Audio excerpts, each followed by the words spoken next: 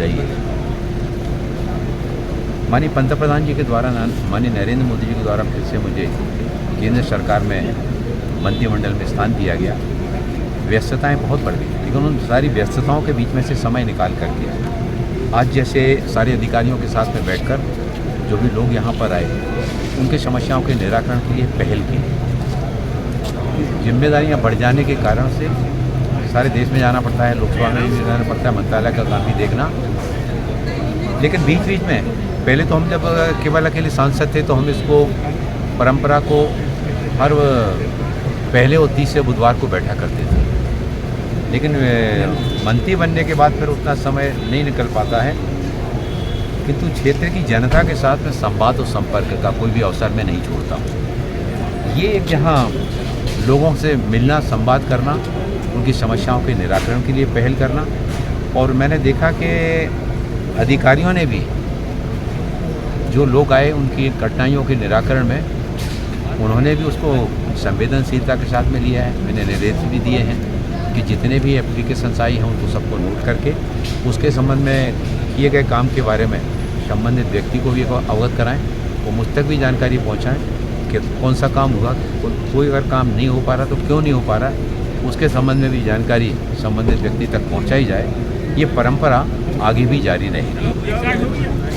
पहली बार आपने प्रशासनिक अधिकारियों का भी हौसला बढ़ाया है, इस पर क्या कहना है? देखिए, प्रशासनिक अधिकारी भी समाज का ही हिस्सा होते हैं और जनप्रतिनिधि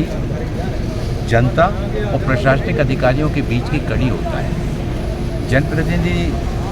जनता के बीच में सहज रूप से लगातार जाते रहते हैं, तो जनता का जनप्रतिनिधियों के साथ में सीधा जुड़ाव होता है और जनप्रतिनिधियों के माध्यम से जो समस्याएं आती हैं उनको प्रशासन तक पहुंचा करके उनके निराकरण के लिए पहल करने में शासकीय अधिकारियों का एक महत्वपूर्ण भूमिका होती है। तो ऐसे केवल अधिकारियों के साथ में एक पक्षी व्यवहार नहीं होना चाहिए, बल्कि अगर कभी द्वारा कोई अच्छा काम भी किया जाता है तो उसके लिए उनका उत्साहवर्धन भी किया जाना चाहिए। लोकसभा चुनाव के दौरान लोकतंत्र के सर्वोच्च मंदिर के सबसे बड़े चुनाव, देश के सबसे बड़े चुनाव में अधिकारियों की जो भूमिका रही उसके लिए मैंने उनका आभार धन्यवाद भी किया और सबसे ये अपेक्षा भी की है कि जो भी नीडी लोग, ज़रूरतमंद लोग आते हैं, उन ज़रूरतमंद लोगों की समस्याओं को न केवल सुनना बल्कि सुनने के बाद उनके निराकरण की पहल एक पारिवारिक भाव से करने का संकल्प लेकर यहाँ से एक नई शुरुआत करना चाहिए। मोदी जी के विजन को क्या? मोदी जी का हमारे प्रधानमंत्री जी 2047 में भारत को विकसित राष्ट्र बनाने का विजन लेकर चल रहे हैं। उस सपने को साकार करने में आज ही संपूर्णता अभियान का हम लोगों ने यहाँ पर कार्यक्रम किया। इसके पहले मैं बलदेवगढ़ में भी करके आया। इस संपूर्णता अभियान में 6 बिंदु तय किए गए हैं। उन बिंदुओं पर सरकार काम करने के लिए आगे बढ़ रही है और मैंने उपस्थित सभी विभागीय अधिकारियों और कर्मचारियों से उनसे भी आह्वान किया कि आइए हम सब क्षेत्र के विकास के लिए, प्रदेश के विकास के लिए, देश के विकास में नेशन फर्स्ट, राष्ट्र प्रथम,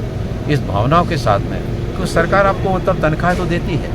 उसको काम करने का दायित्व आपको दिया गया। आप शिक्षा विभाग में तो आपको शिक्षा का काम, आप विद्युत विभाग में तो विद्युत व्यवस्था को सुचारू रखने का काम, आप स्वास्थ्य विभाग में हैं तो चिकित्सा व्यवस्थाओं को ठीक रखने का काम, आप कृषि विभाग में हैं तो कृषि की योजनाओं को लागू करने का काम। उन अपने हम काम के प्रति अगर ईमानदारी से, जवाबदेही के साथ उसको पूरा करेंगे तो समझ लीजिए देश के प्रधानमंत्री आदरणीय नरेंद्र मोदी जी के विजन के साथ में उसको पूरा करने के लिए हम काम कर रहे हैं, समाज के लिए काम कर रहे हैं, देश के लिए काम कर रहे हैं। ये हमारे मनोभाव पेशेंस के साथ में हमारे जनप्रतिनिधियों के साथ में आप सब ने यहाँ बैठ कर के और जिले से जो लोग आए अपनी समस्याओं को लेकर सभी विभागों के अधिकारियों ने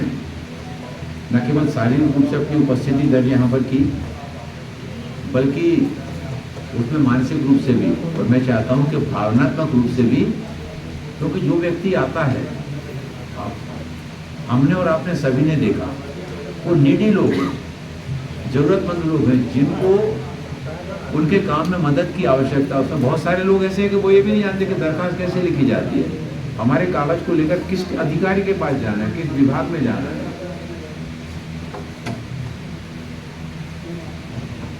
हम जिस विभाग में काम करते हैं, अब अगर शिक्षा विभाग में काम करते हैं तो हमारे शिक्षा विभाग में हमारा क्या असुविधाएं ये हमको पता होता है। हम स्वास्थ्य विभाग में काम करते हैं तो स्वास्थ्य विभाग की क्या असुविधाएं हैं वो हमको पता होते हैं। हम कृषि विभाग में तो कृषि से संबंधित हम जिस विभाग के अधिकारी हैं अपने विभाग की कठिनाइयों को उनका निराकरण कैसे होगा उसके बारे में हम सबको बहुत अच्छे से पता होता है। मैंने नहीं सोचा था कि मैं 1 घंटा सवा घंटा बैठूंगा। मैंने वो कल्पना ये थी मेरी कि मैं तीनों विधानसभाओं में मैंने अभी गया होके आया और 3 विधानसभा क्षेत्र से ही लोग आएंगे, लेकिन यहाँ आने के बाद देखा कि पूरे जिले से 6 विधानसभा से बड़ी संख्या में लोग आ गए। मेरा आप सभी से अनुरोध है कि जितने भी कागज आए हैं उन सभी कागजों को जिस विभाग के हैं आज की तारीख में उसका एक रजिस्टर बना के उनको सारे सबको नोट करने के बाद उस पर जो कार्रवाई हुई उस कार्रवाई से संबंधित व्यक्ति को भी अवगत कराने की पहल की जाए और मुझ तक भी जानकारी दी जाए। अब हमारे पास केंद्र सरकार का मंत्री होने के नाते इतना समय मुझे नहीं मिल पाएगा कि मैं हमेशा से यहाँ पर बैठा रहूँगा, लेकिन हमको बीच बीच में जब भी समय मिलेगा उस उपलब्ध समय में इसी तरह से बैठ कर के उस समस्याओं के निराकरण के लिए मैं पहल करूँगा। और मेरी अपेक्षा यही रहेगी कि हमारे अधिकारियों का और इसी तरह से हमें आप सभी का सहयोग मिलता रहेगा। ये एक नर सेवा नारायण सेवा मान करके आपके मनों में ये भाव जरूर आना चाहिए कि हम ऑफिस आते हैं 11 बजे आते हैं, शाम वही 5 बजे 5:30 बजे हम चले जाते हैं। बहुत सारे कागज आते हैं, कई बार उनको शासकीय तौर पर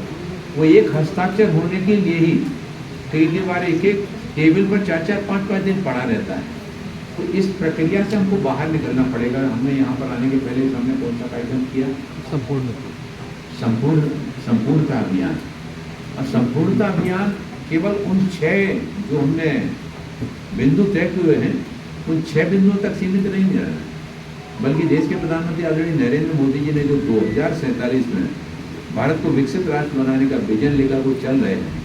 उस सपने को साकार करने में सबका साथ, सबका विकास, सबका विश्वास और देश को आत्मनिर्भर बनाने में सभी का सामूहिक प्रयास। जब सामूहिक प्रयास की बात करते हैं तो मजदूर का भी उसमें साथ होना चाहिए, उसमें मालिक का भी साथ होना चाहिए, उसमें हमारे किसान भाई का भी साथ में होना चाहिए, उसमें हमारी आशा कार्यकर्ता का भी साथ होना चाहिए, उसमें हमारी जो सिर पर कांच की पेटी में टिकली बिंदी बेचने वाली हमारी बहन है उसका भी साथ होना चाहिए। समाज के सभी वर्गों का और हमारे सभी विभागों के अधिकारी कर्मचारियों का सभी का सहयोग जब मिलेगा तब विकसित भारत को 2047 में भारत को विकसित राष्ट्र बनाने का विजन लेकर माननीय प्रधानमंत्री जी चल रहे हैं। वो विजन केवल उनका अकेला नहीं है, इस विजन को साकार करने में पूरा देश जब एक साथ कदम से कदम मिलाकर चलेगा। हम ज़्यादा दूर मत जाएं, हम छतरपुर में रहते हैं, हम तहसील में काम करते हैं, हम विद्युत विभाग में काम करते हैं, तो हम जिस चीज़ में काम कर रहे हैं हमारे पास आने वाले व्यक्ति को हम कैसे उसको सहयोग कर सकते हैं, उसकी मदद कैसे हम कर सकते हैं। कोई बहन हमारे पास आई, कोई बेटी हमारे पास आई है, हम उसकी मदद कैसे कर सकते हैं। अब आज एक प्रकरण आया, 16 दिन से वो परिवार कितना परेशान हो रहा है, उस घर की मतलब पीड़ा हमारे दिल में होना चाहिए। माँ बाप को नींद नहीं आती होगी, तो ऐसे सारे विषयों, संवेदनशील विषयों को हम चाहे वो जन सुनवाई के माध्यम से हो, जन चौपाल के माध्यम से, या हमारे दैनंदिन के हमारे ऑफिस में हमारे पास आने वाले जो बंधु आते हैं, जो बहनें आती हैं, उनके साथ में सहयोग करने की बात हो, तो मेरा आप सबसे यही अनुरोध है कि हम सब मिलके अपने छतरपुर को उन्नत बनाने के लिए टीकमगढ़ लोकसभा क्षेत्र को, पहले हमारा छतरपुर जिला स्पेशल डिस्ट्रिक्ट था, अब उसमें बक्सवा जो 500 ब्लॉक का चयन हुआ, उसमें बक्सवा का ब्लॉक का भी चयन किया गया। मैं 4 दिन पहले टीकमगढ़ जिले के खरगापुर विधानसभा में था। खरगापुर विधानसभा में ये कार्यक्रम था, तो उसमें उस क्षेत्र की सारी जो आंगनबाड़ी कार्यकर्ता हैं, सहायिका हैं, उन सभी को बुलाया गया था कि गर्भवती बहनों का 3 महीने में उनको समय दिया गया। तो 3 महीने के अंदर जो है ना, उस क्षेत्र की जितनी गर्भवती बहनें हैं उनका पंजीकरण करने का इस काम को सारे विकास खंडों में ये 6 गोल जो तय किए गए ये 6 गोल पूरे जिले के लिए कोई एक स्थान विशेष के लिए नहीं है। तो हम अपने विभाग के माध्यम से शासन के लिए जो संपूर्णता अभियान आया है इस संपूर्णता अभियान को भी सफल बनाने में अपना योगदान देंगे और आगे आने वाले समय में फिर से हम सभी ऐसा बैठ करके और समस्याओं के निराकरण के लिए तो पहल करेंगे ही। हमारे माननीय विधायकगण हमारे माननीय बाकी अन्य जनप्रतिनिधिगण भी जब आपके पास आते हैं तो जन समस्याओं के निराकरण में उनका भी आप सबका सहयोग मिलेगा। ऐसी आशा और अपेक्षा के साथ में एक बार मैं पुनः आप सबका आभार धन्यवाद करता हूँ और आभार धन्यवाद करने के साथ साथ आपका अभिनंदन करता हुआ, क्योंकि जिस दिन से आचार संहिता लगी मैंने किसी अधिकारी को फोन नहीं किया, मैं किसी दफ्तर में नहीं गया, मैंने किसी को किसी काम के लिए नहीं बोला, लेकिन आप सबने दुनिया के सबसे बड़े लोकतांत्रिक देश की भारत की इस लोकतांत्रिक व्यवस्था में देश के सबसे बड़े चुनाव में लोकतंत्र के सर्वोच्च मंदिर के लोकसभा के चुनाव में आप सबने जो अपना योगदान दिया उस योगदान के लिए भी मैं आप सभी का हृदय से आभार धन्यवाद और वंदन करना चाहता हूं कि आप सबने लोकतंत्र की गरिमा में उसके सम्मान में आप सबने कई असुविधाओं को भी सहन किया होगा, बहुत सारी परेशानियां भी उठाई होगी, सुबह से निकलते होंगे रात तक, कई बार चुनाव संबंधी बैठक होती होगी तो बहुत देर तक भी आप लोग बैठे होंगे। उसके लिए भी मैं आप सभी का धन्यवाद करता हुआ और मुझे जो आप सबका प्रत्यक्ष अप्रत्यक्ष रूप से चुनाव के दौरान जो जनता का सहयोग मिला, आप सबका भी सहयोग मिला, उसके लिए मैं आप सभी का आभार धन्यवाद करता हुआ इसी आशा और अपेक्षा के साथ में कि आइए हम सब जहाँ ये को संपूर्णता अभियान वही भारत को विकसित राष्ट्र बनाने का सपने को साकार करने में और उस संकल्पों को सिद्धि तक पहुँचाने का संकल्प लेकर हम यहाँ से जाएंगे। बहुत बहुत आभार, बहुत बहुत धन्यवाद।